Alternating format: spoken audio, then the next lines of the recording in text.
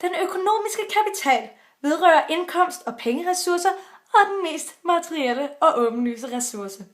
Den omhandler de dispositioner, handlings- og orienteringsmuligheder, som den enkelte benytter sig af i de daglige praksis, som er erhvervet gennem uddannelse i ordets bredeste betydning. I dagligdagen betegnes gruppen af mennesker med høj grad af kulturel kapital som kultureliten, de intellektuelle eller akademikerne.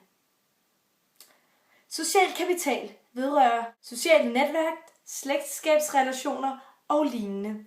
Det kan have betydning for den enkeltes placering i magtpositionen. Det handler med andre ord om netværk og andre forbindelser. Den sidste form for kapital er den symbolske, der er at betragte som en form for tværgående magtkapital. Den dækker over evnen til at kunne definere, hvad der opfattes som eftertragtelsesværdigt og rigtigt.